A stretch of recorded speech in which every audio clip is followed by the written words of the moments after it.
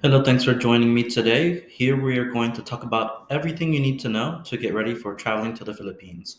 I had the pleasure of being there for a little bit over a year. I had actually only planned to be there for maybe a month, and but I met some amazing people, had an amazing time. There was just so much to explore, and I found a really good community there. So I ended up staying there so much longer, and I'm hoping to be able to give you all the information that you need to make sure that your trip is successful and that it has the least amount of problems as possible. Because there are some surprises and some culture shock you may see if you're not used to traveling or going to East Asia.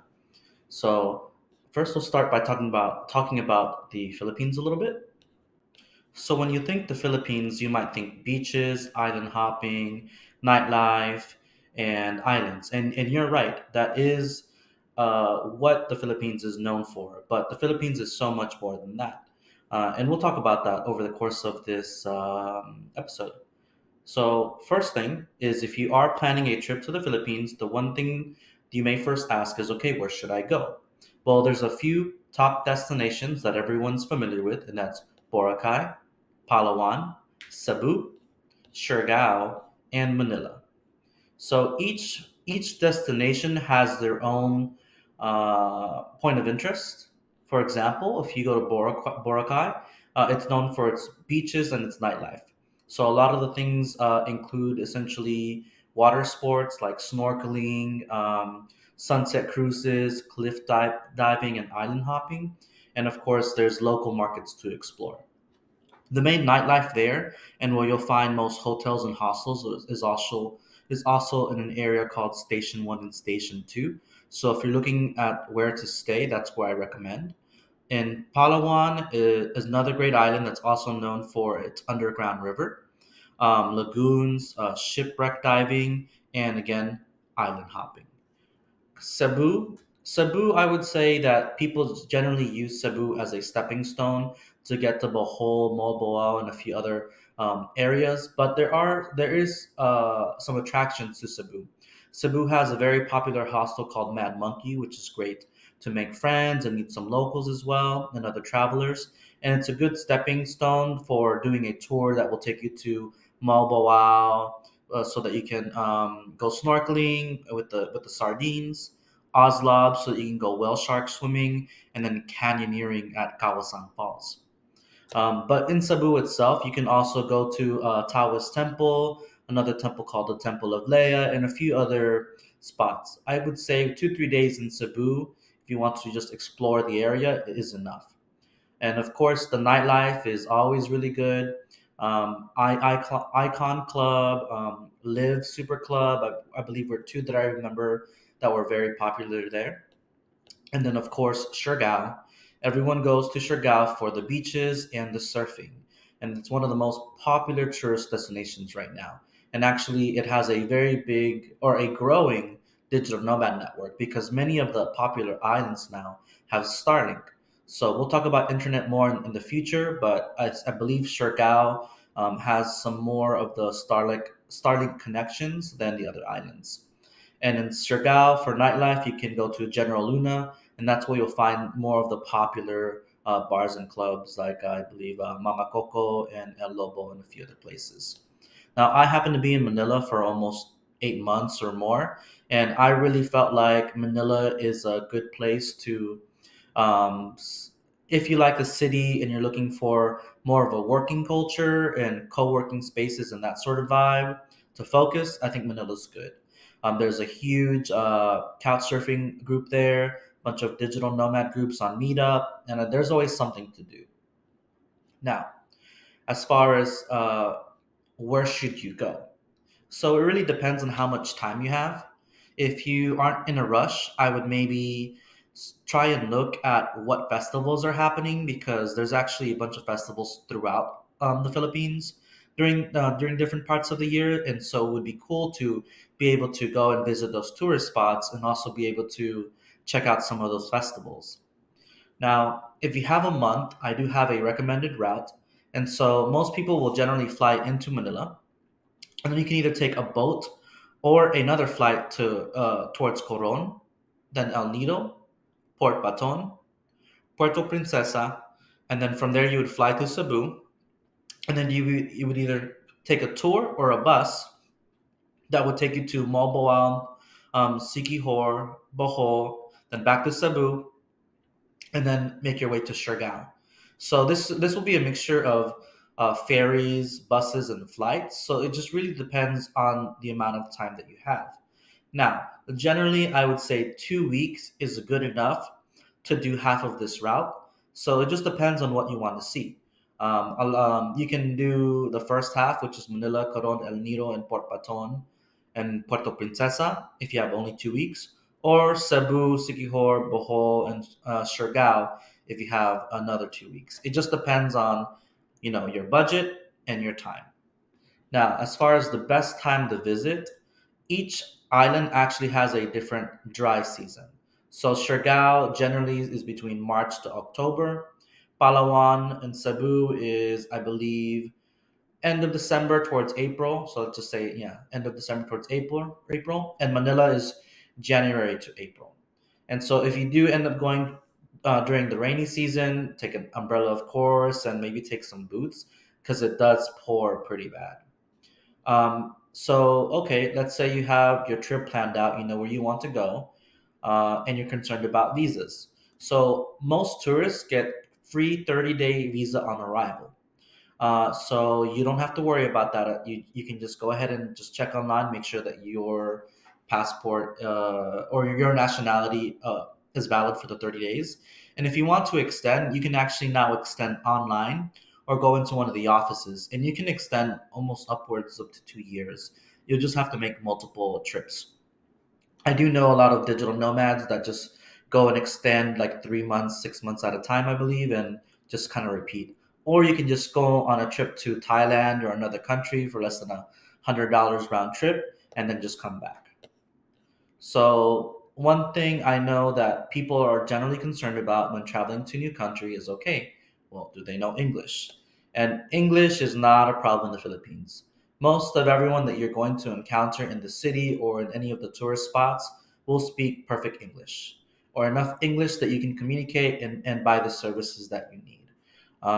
And Filipinos are very kind, they're very open, so don't be afraid to go talk to someone to ask for directions or recommendations, and maybe learn some basic words like, saying hello or how much or thank you, and it'll go a long way.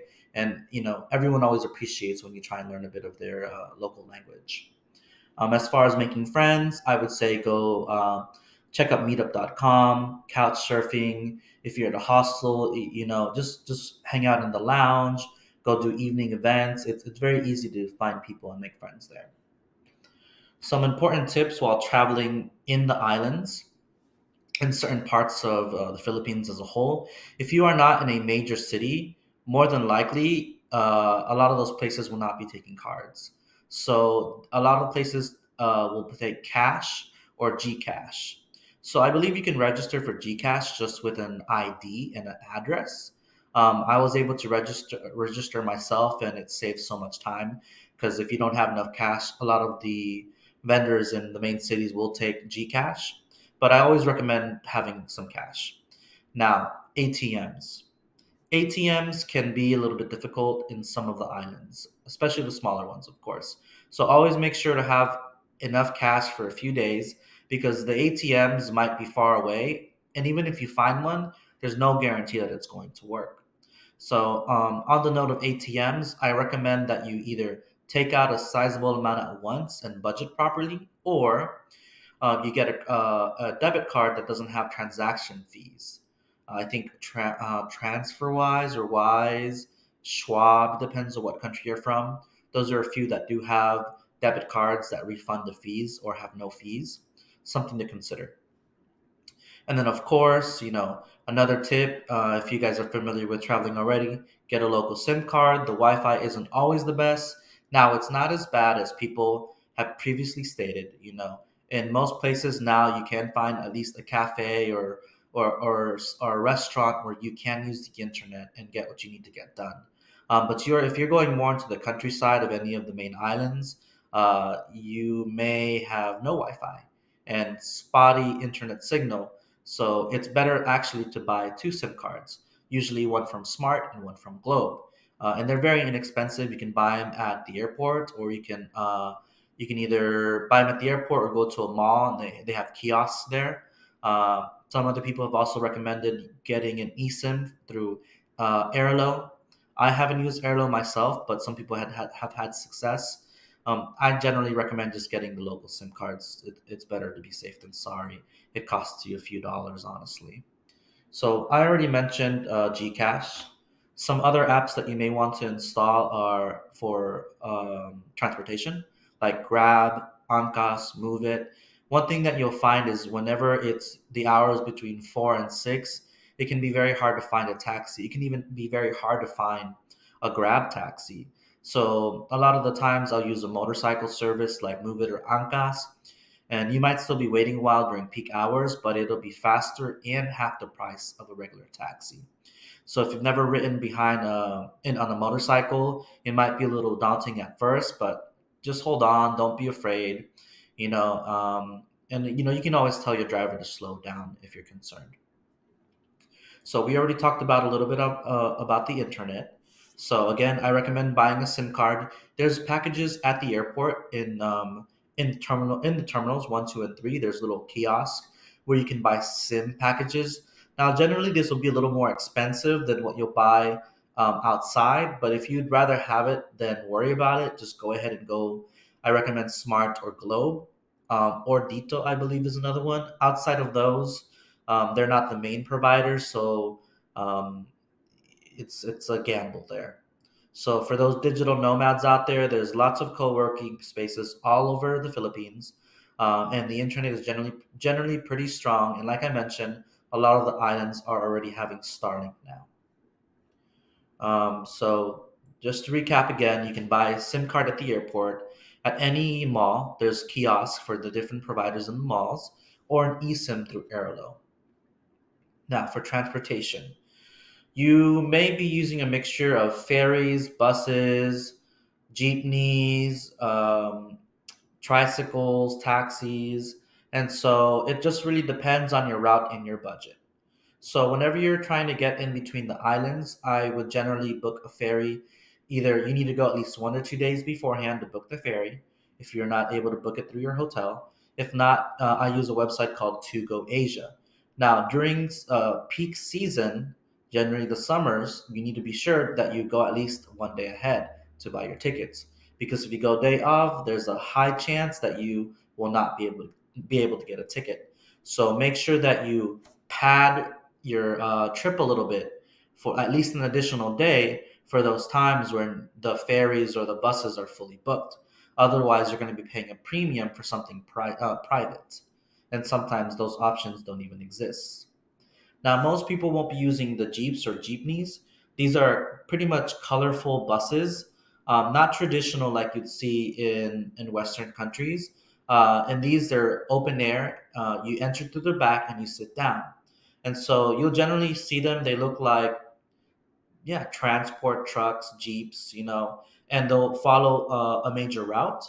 So if you're not too comfortable with talking to strangers, I wouldn't recommend it. Maybe if you make some local friends or if you get recommendations from your hotel, your hostel, generally you'll just hail the taxi with your hand, sorry, the jeepney. They'll stop and they'll be telling you or asking you, where do you want to go?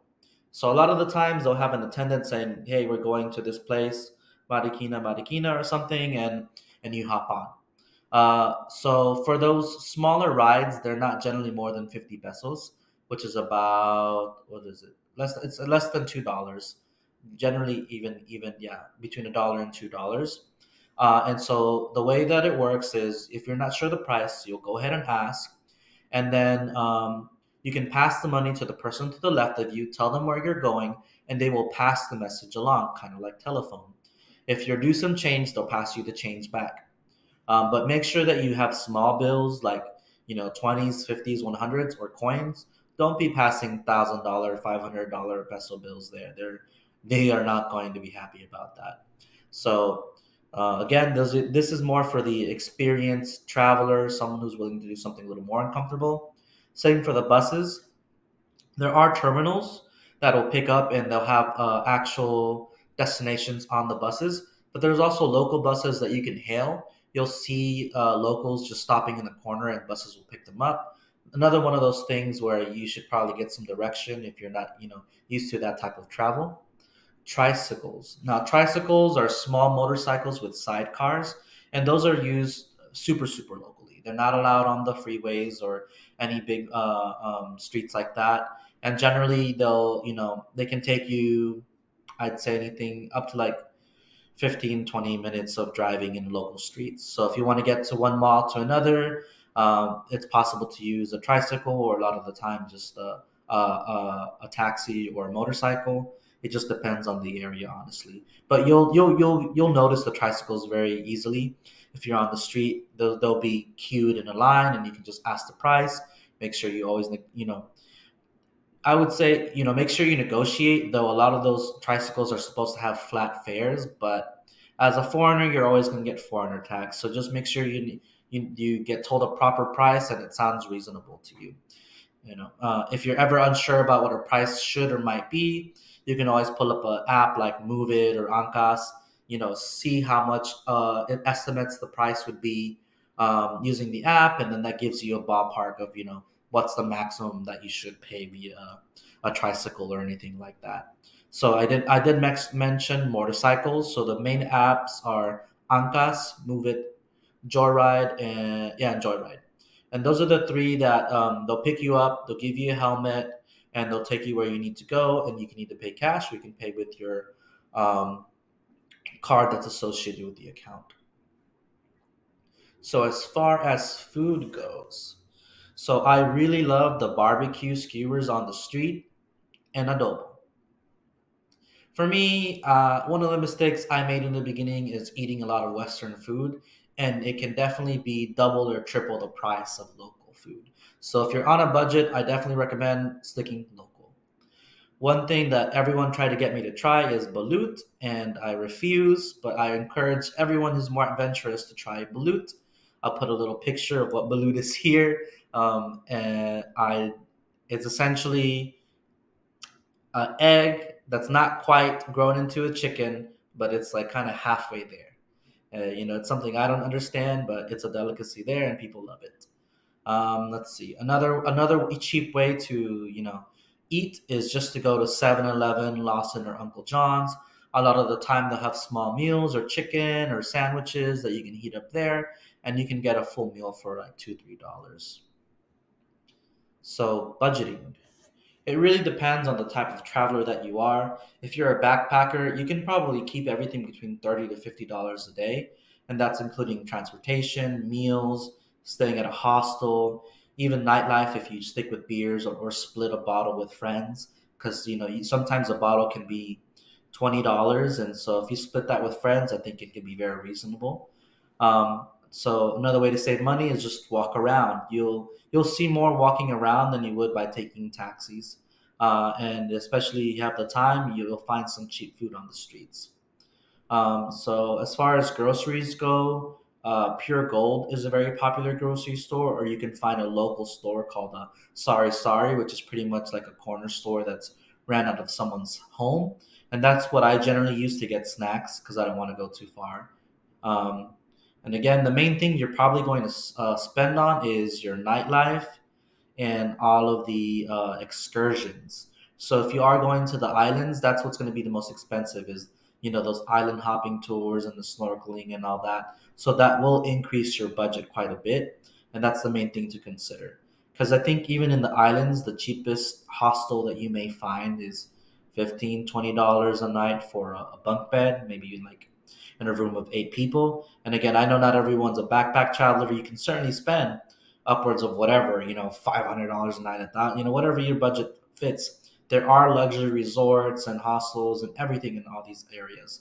The Philippines is way more developed than what people may think. Now, booking tours. Personally, I will not book any tours through any outside operators, meaning anyone outside of the Philippines who offers you some tour package, you're definitely paying triple. Even if your hotel offers a package, I will generally say go walk around the local area by the beach or downtown, and you'll have other operators that'll give you prices, and a lot of the times you can get better rates. If you're not comfortable with doing that, you can always check Viator, Klook, or get your guide, and you can get the prices there. That way, you're not shocked when someone quotes you something high, and at least you know what you're going to spend. Now, safety. A lot of people are concerned about safety when going to East Asia or just going to somewhere new, and I never once felt not safe in the Philippines.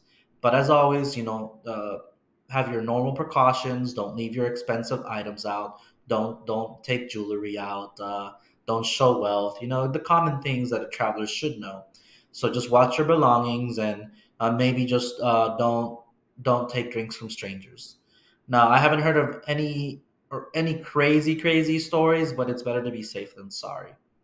And generally, if there is an area that you should not go to, the locals will make sure to tell you. Now, for dating. So there's many. I'm sure as you've done your research, you've heard of many stories about dating in the Philippines, and so it can be good for you if that's what you're looking for. There's plenty of people who are ready to go have some fun and have a nice date. So it just depends on what you're looking for. So just make sure that you set your boundaries. Don't start early. In Western cultures, as men, we're used to paying for everything, and just understand that is going to be expected. If you meet a nice local girl, don't be surprised that she never tries and pays for anything. If she offers, she might be a good girl to keep around. But it's a very traditional country, so you know the man will pay. You can easily find travel companions, but you have to make sure that you understand what you're getting into. There's definitely locals who like to hang around the foreigners because they know they will pay for the things and take them on trips. If that's what you're looking for, then that's okay. Just make sure that you communicate and that everyone's clear with what they want so that no one gets hurt and that nobody feels used. Now, getting married and other things, that's another video that someone else might need to uh, talk about. But marriage in the Philippines is illegal, so make sure that you know what you're getting yourself into. Now, we talked quite a bit about the islands, what you need to do, how to prepare. Um, it goes without saying, take a hat, take sunglasses, sunscreen, swimsuit. You are in a tropical area, it might rain, take an umbrella, or just buy one locally. The markets are very cheap there. There's whole markets just for shopping. So it's okay to underpack and buy things there. The main thing that I would say is make sure you have a travel adapter if you need one, um, your chargers and your electronics, and maybe a lock if you're staying at a hostel. Um, as far as if you have more time and you're willing to explore more locally, especially in Manila, there's so many amazing places that tourists generally skip. And you can find travel packages locally for as little as $20, $40 for a weekend trip or for a full day. They pick you up at 5 a.m. You get back home probably around midnight, and it's like a full day thing. And those have been really fun. There's some areas like Tagaytay in Manila. Sorry, in Manila, where there's a few areas like Picnic Grove, People's Park, Sky Ranch. You can look at the volcano. There's and it's just beautiful because these places, they have zip lines. You can look at a volcano from afar and eat up and have a picnic and all sorts of activities. Baguio in the north, it's a cooler temperature. They have an observation deck, a famous cathedral, a night market, a university. It's a really nice place there. La Union is also another place people go for beaches and surfing and snorkeling. There's a lighthouse there and a temple, waterfalls, smaller islands. Same for Batangas. There's great beaches there, and more like traditional camping style, which are pretty much like cabins. Rizal, there's a lot of cafes there. There's a museum, a cathedral, some waterfalls. Of course, Manila. There's a Chinatown, Free National Museum, a historic center called Intramuros, Rizal Park. and then the largest mall, I believe, in the Philippines, SM Mall of Asia. So there are other places. If you're on a budget or if you're not sure where to go, you can do many day trips from within Manila itself. And I think it's well worth it, and it's cheaper than what you would spend going to Siargao or anywhere else. Now, I talked about nightlife briefly, but I was in Manila for some time, so I do have some recommendations for Manila. In Manila, there's two main areas, I would say. Well, let's say three. There's three main areas where you can party.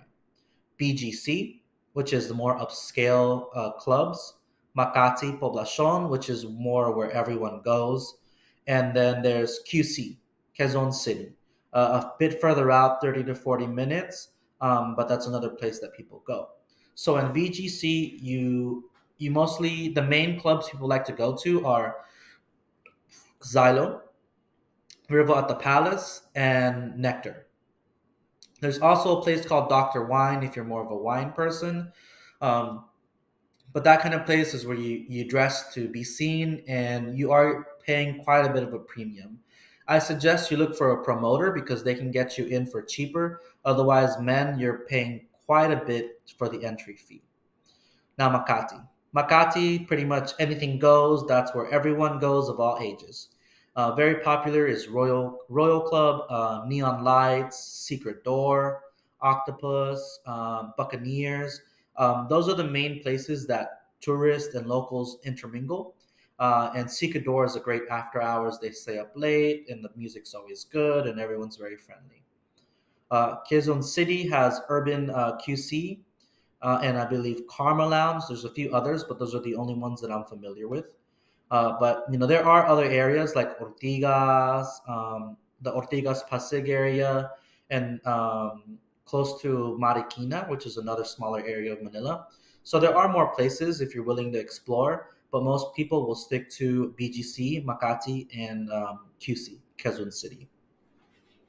Now, I hope I covered everything. If I forgot anything, please leave it in the comments. This is my first travel video, and I'm hoping to make some more. So I hope this was useful, and I will see you guys next time.